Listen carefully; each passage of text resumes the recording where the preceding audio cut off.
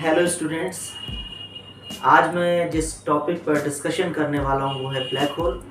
क्योंकि मेरे बहुत सारे स्टूडेंट्स ने मुझसे कहा था कि सर ब्लैक होल को आप अपने तरह से एक्सप्लेन करके बताइए, तो आज उन बच्चों के लिए ब्लैक होल।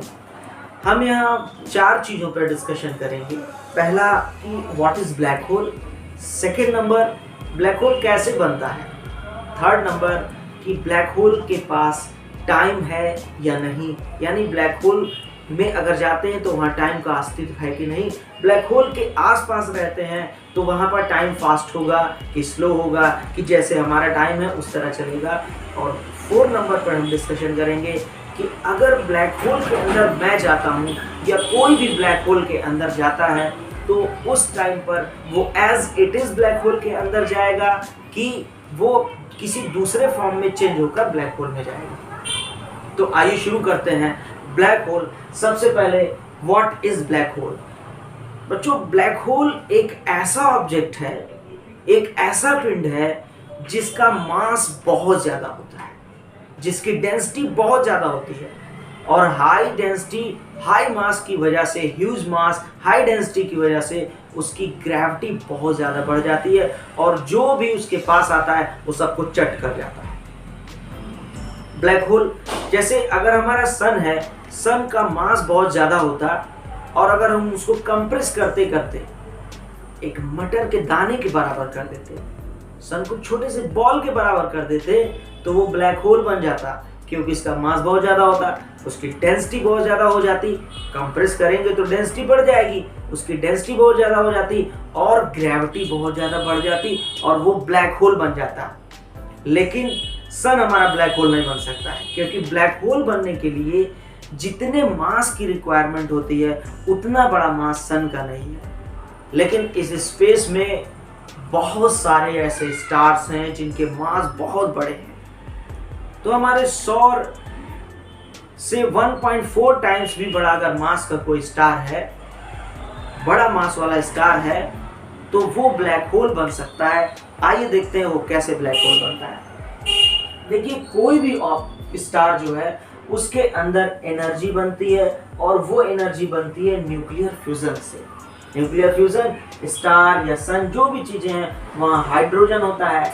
अब उस बड़े स्टार में हाइड्रोजन होगा और वो हाइड्रोजन हीलियम में चेंज होता रहता है न्यूक्लियर फ्यूजन से, और उसकी वजह से एनर्जी बनती है। बच्चों, कोई भी बड़ा स्टार जो है उसके पास बहुत बड़ी ग्रेविटी होती है और उस ग्रेविटी को कैसे संभाल पाता है, उस ग्रेविटी को वो इसी एनर्जी से संभाल पाता है।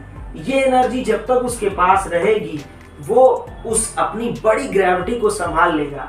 लेकिन किसी भी बड़े स्टार के पास कभी ना कभी तो उसका हाइड्रोजन, जितना भी हाइड्रोजन है वो सारा का सारा हाइड्रोजन हीलियम में चेंज हो जाएगा।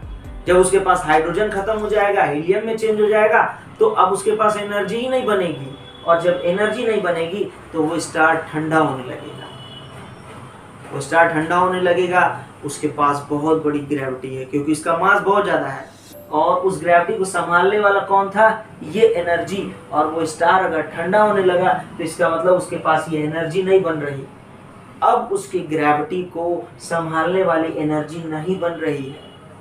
उसके पास क्यों नहीं बन रही, क्योंकि उसका सारा हाइड्रोजन हीलियम में चेंज हो गया है, एनर्जी बनना बंद हो गई। अब वो बड़ा स्टार अपनी ग्रेविटी को नहीं संभाल पाएगा। जब अपनी ग्रेविटी को नहीं संभाल पाएगा तो उसमें बहुत बड़ा विस्फोट होगा, और उस बड़े विस्फोट को बोलते हैं सुपरनोवा। तो क्या हुआ, बड़े वाले स्टार की ग्रेविटी उसकी एनर्जी से संभल रही थी, लेकिन जब एनर्जी बनना बंद हो गई तब वो एक्सप्लोजन हो गया और उस एक्सप्लोजन को बोला गया सुपरनोवा। जब सुपरनोवा होता है तो वो स्टार टूट जाता है और उसके कुछ अवशेष बच जाते हैं। वो जो अवशेष होते हैं उन्हें बोलते हैं न्यूट्रॉन स्टार, उन्हें बोलते हैं न्यूट्रॉन स्टार। अब ये न्यूट्रॉन स्टार इस बड़े वाले स्टार से बने हैं, तो ये न्यूट्रॉन स्टार जो होंगे इनकी भी डेंसिटी बहुत ज्यादा होगी। तो ये भी क्या होते हैं, इतना फास्ट विस्फोट होता है कि ये जो है टूट जाते हैं, और जो बचते हैं वो धीरे धीरे सिकुड़ने लगते हैं, और सिकुड़ते सिकुड़ते सिकुड़ते सिकुड़ते एक क्रिटिकल साइज पर आकर रुक जाते हैं, और उस क्रिटिकल साइज पर जब आकर रुकते हैं तो वो बन जाते हैं ब्लैक होल।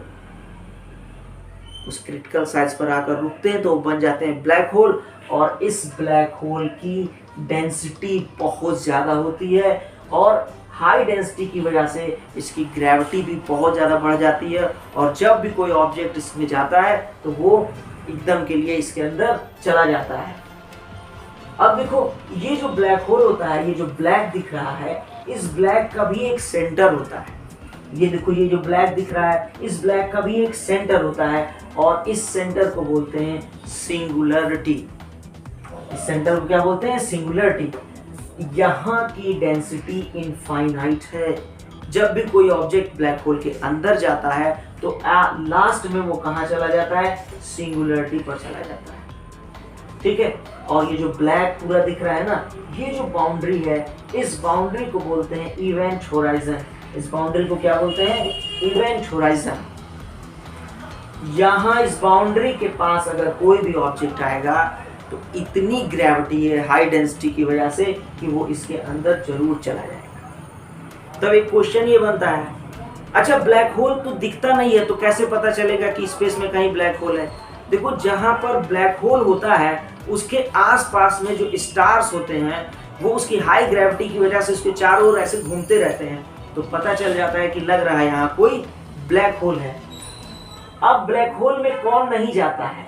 देखो ब्लैक होल में इवेंट होराइजन के जस्ट बाद ये देखो मैंने डॉट डॉट करके बनाए हैं, ये है फोटोन स्फीयर। बहुत हाई डेंसिटी होने की वजह से यहाँ फोटोन जो है वो स्ट्रेट लाइन में चलते हैं, बट बहुत हाई डेंसिटी की वजह से ये फोटोन देखो ऐसे सर्कुलर मोशन करते रहते हैं। इनको क्या बोलते हैं? Photon sphere. इसके बाद देखो जो ये डार्क में लाइन बनी हुई है ना, ये कहलाती है इनर मोस्ट स्टेबल ऑर्बिट। अगर कोई ऑब्जेक्ट यहाँ है, अगर कोई object inner most stable orbit पर है तो वो ब्लैक होल के अंदर नहीं जाएगा। वो क्या होगा? यहाँ पर नेग्लिजिबल ग्रेविटेशनल इफेक्ट होगा। यहाँ पर कैसा इफेक्ट होता है? यहाँ पर कैसा इफेक्ट होता है? Negligible gravitational effect. तो ब्लैक होल में जो ब्लैक कलर का है वो जो ये जो साइज है दिस, यहाँ पर ये जो बाउंड्री है ये इवेंट होराइजन है, इसमें अगर कोई ऑब्जेक्ट पड़ेगा तो वो ब्लैक होल के अंदर चला जाएगा। अगर इसके बाहर वो ऑब्जेक्ट होता है तो ब्लैक होल के अंदर नहीं जाएगा। तो बच्चों ये हमारा ब्लैक होल था। ब्लैक होल, और क्या ब्लैक होल है? ब्लैक होल वो है जिसमें बहुत हाई डेंसिटी होती है और जिसका मास बहुत ज़्यादा होता है और जिसकी ग्रेविटी बहुत ज़्यादा होती है। कैसे बनता है ब्लैक होल? कोई बड़ा स्टार जो है जब उसका फ्यूल खत्म हो जाता है तो उसकी एनर्जी बनना बंद हो जाती है। एनर्जी बनना बंद हो जाती है तो वो अपनी ग्रेविटी को नहीं संभाल पाता है, फिर वो विस्फोट करता है, सुपरनोवा होता है। सुपरनोवा के बाद उसके कुछ अवशेष बचते हैं जो न्यूट्रॉन स्टार होते हैं। यही न्यूट्रॉन स्टार क्या बन जाते हैं? ब्लैक होल बन जाते हैं।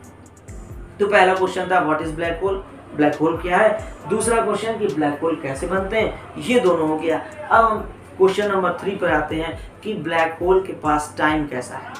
तो बच्चों अल्बर्ट आइंस्टाइन और स्टीफन हॉकिंग दोनों ने बताया कि अगर हम इनर मोस्ट स्टेबल ऑर्बिट के पास भी पहुंच जाते हैं, अगर कोई आदमी यहाँ पर पहुंच जाता है, इवेंट होराइजन में नहीं, इवेंट होराइजन से पहले पहुंच जाता है, तो उस टाइम उसके लिए वहां पर समय बहुत धीमा हो जाएगा।